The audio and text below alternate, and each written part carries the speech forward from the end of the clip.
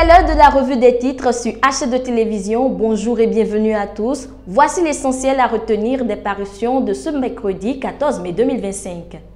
Sommet mondial de la société et de l'information à Cotonou, les travaux placés sous l'autorité du président Louis Vlavonou, nous apprend Nouvelle Tribune en manchette de sa parution. Retour au Bénin de la 27e œuvre royale pillée par le général Dodd, le Cataclès revient après 133 ans d'exil. Le même journal nous en parle dans ses colonnes. Libération, commune de Malanville, l'accouchement à domicile est interdite par les autorités locales. Le journal nous en parle dans ses colonnes. Corps abandonné à la morgue de Aplahoué, les autorités lancent un appel aux familles, rappelle le même journal dans ses colonnes. Gaskiani Info à présent, d'après le journal, Richard Boniorou est un fidèle discret et incontournable. Dialogue politique au Bénin, notre priorité c'est l'emploi, paraphrase le journal dans ses colonnes. Gouvernance au sommet de l'État, Lionel Zinsou parle de talent, titre l'informateur en manchette. Octroi du label Start-up au Bénin, le même journal nous informe que 15 micro, petites et moyennes entreprises ont été retenues au premier appel à candidature.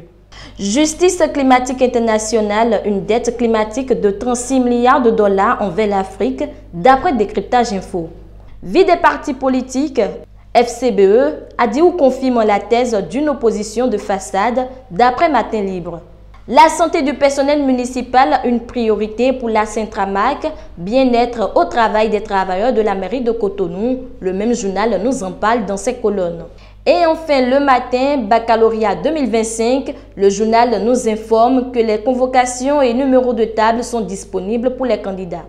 Les Guépards du Bénin aux journées FIFA de juillet 2025, le même journal nous informe que le sélectionneur Guénot Roy annoncera la liste des joueurs convoqués ce 25 mai 2025. Ainsi prend fin cette revue des titres retrouvée en direct sur H2 Télévision, la grande édition du journal tous les jours à 13h, 16h, 20h, 23h, 3h et à 7h du matin. Vous pouvez également la voir en publication sur notre site internet h2tv.bj et sur tous nos canaux digitaux. Merci pour votre attention, prenez soin de vous et retrouvez-nous demain avec le même plaisir.